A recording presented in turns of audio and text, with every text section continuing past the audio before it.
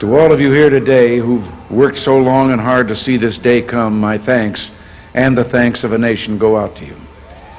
The journey's been long, and many said we'd never make it to the end. But as usual, the pessimists left one thing out of their calculations: the American people. They haven't made this the freest country and the mightiest economic force on this planet by shrinking from challenges. They never gave up, and after almost 3 years of commitment and hard work, one headline in the Washington Post told the whole story.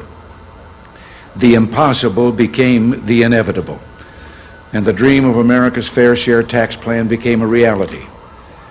When I sign this bill into law, America will have the lowest marginal tax rates and the most modern tax code among major industrialized nations, one that encourages risk-taking, innovation, and that old American spirit of enterprise. We'll be refueling the American growth economy with the kind of incentives that helped create record new businesses and nearly 11.7 million jobs in just 46 months. Fair and simpler for most Americans, this is a tax code designed to take us into a future of technological invention and economic achievement, one that will keep America competitive and growing into the 21st century. But for all tax reform's economic benefits, I believe that history will record this moment as something more, as the return to the first principles. This country was founded on faith in the individual, not groups or classes, but faith in the resources and bounty of each and every separate human soul.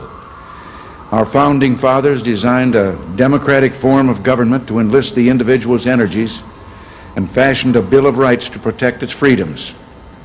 And in so doing, they tapped a wellspring of hope and creativity that was to completely transform history.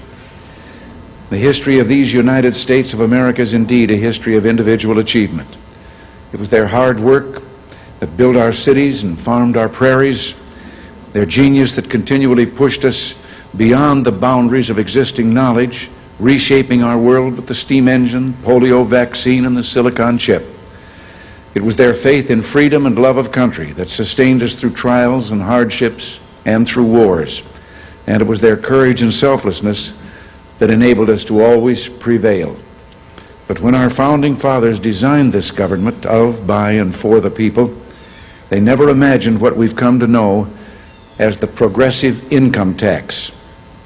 When the income tax was first levied in 1913, the top rate was only 7% on people with incomes over $500,000. Now that's the equivalent of multimillionaires today. But in our lifetime, we've seen marginal tax rates skyrocket as high as 90%, and not even the poor have been spared. As tax rates escalated, the tax code grew ever more tangled and complex, a haven for special interests and tax manipulators, but an impossible frustration for everybody else.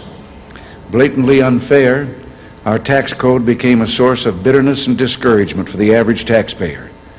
It wasn't too much to call it un-American. Meanwhile, the steeply progressive nature of the tax struck at the heart of the economic life of the individual, punishing that special effort and extra hard work that has always been the driving force of our economy.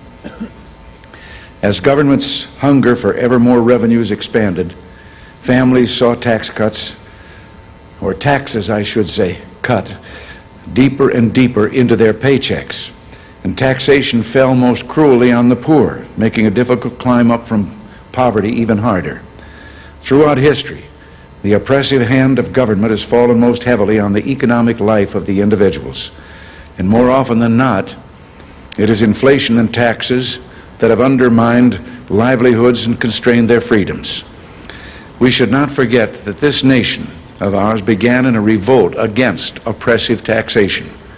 Our founding fathers fought not only for our political rights, but also to secure the economic freedoms without which these political freedoms are no more than a shadow. In the last 20 years, we've witnessed an expansion and strengthening of many of our civil liberties, but our economic liberties have too often been neglected and even abused. We protect the freedom of expression of the author, as we should. But what of the freedom of expression of the entrepreneur? whose pen and paper are capital and profits, whose book may be a new invention or small business? What are the creators of our economic life, whose contributions may not only delight the mind, but improve the condition of man by feeding the poor with new grains, bringing hope to the sick with new cures, vanishing ignorance with wondrous new information technologies? And what about fairness for families? It's in our families that America's most important work gets done, raising our next generation. But over the last 40 years, as inflation has shrunk the personal exemption, families with children have had to shoulder more and more of the tax burden. With inflation and bracket creep also eroding incomes, many spouses who would rather stay home with their children have been forced to go looking for jobs. And what of America's promise of hope and opportunity? That with hard work, even the poorest among us can gain the security and happiness that is the due of all Americans. You can't put a price tag on the American dream. That dream is the heart and soul of America.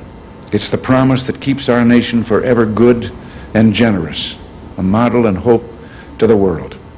For all these reasons, this tax bill is less a freedom, or a reform, I should say, than a revolution.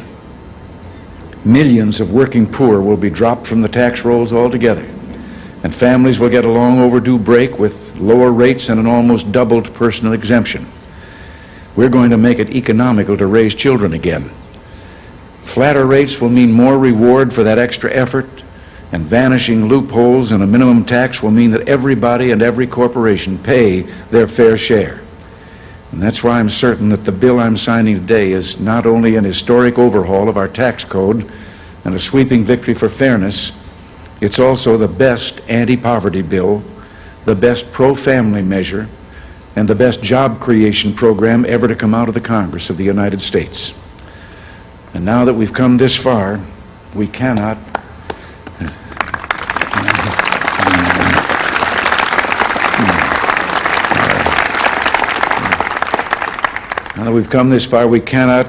we will not allow tax reform to be undone with tax rate hikes.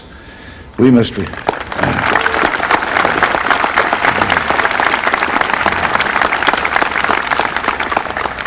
restore certainty to our tax code and our economy, and I'll oppose with all my might any attempt to raise tax rates on the American people, and I hope that all here will join with me to make permanent the historic progress of tax reform.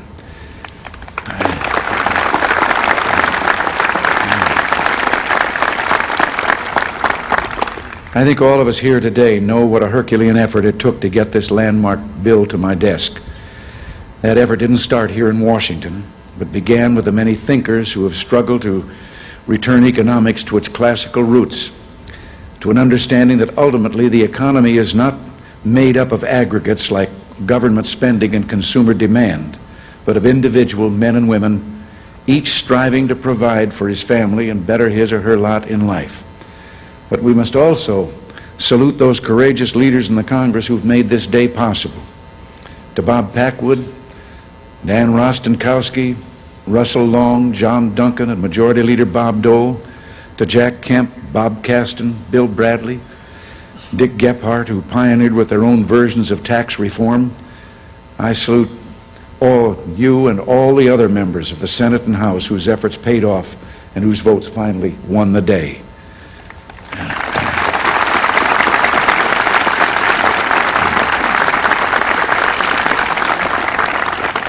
And last but not least, the many members of the administration who most have often have felt that they were fighting a lonely battle against overwhelming odds, particularly my two incomparable secretaries of the Treasury, Don Reagan and Jim Baker, and I thank them from the bottom of my heart.